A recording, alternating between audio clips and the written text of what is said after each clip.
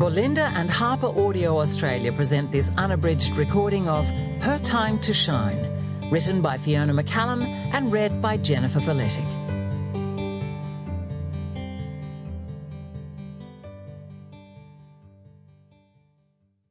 Dedication.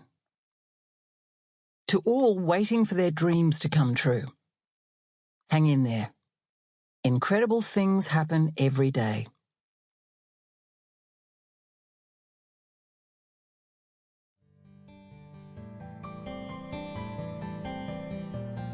Part 1.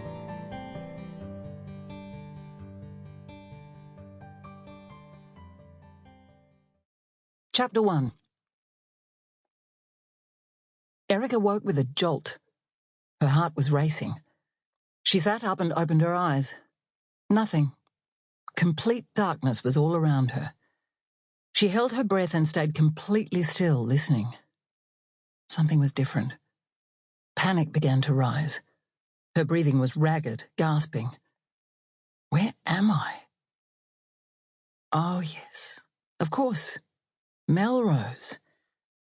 It was her first morning waking up in the small town nestled against beautiful and magnificent Mount Remarkable. She pictured the perfectly put-together compact space of the flat with its heavy curtains with a small floral design.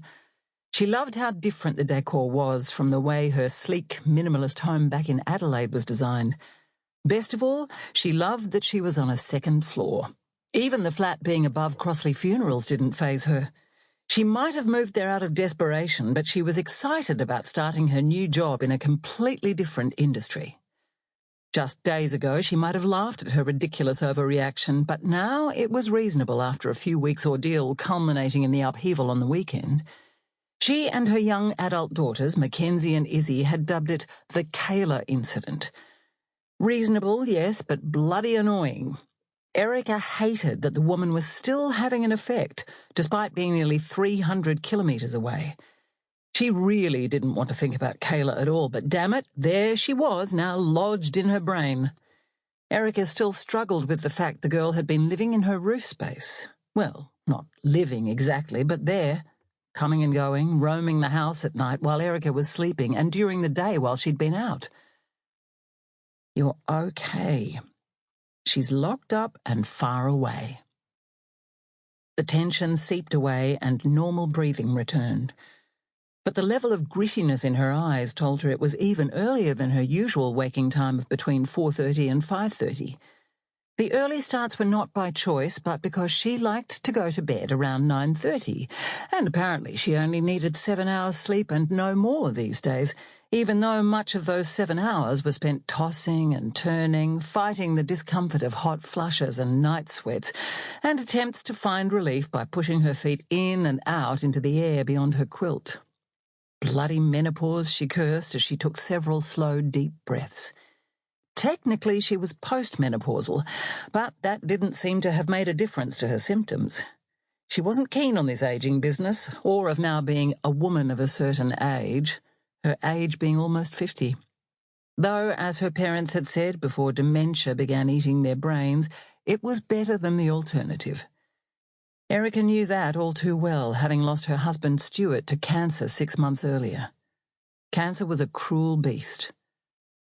As much as Erica was bothered by some of the various symptoms from menopause's box of assorted horrors, this being dragged abruptly from sleep was a whole new bag of awful.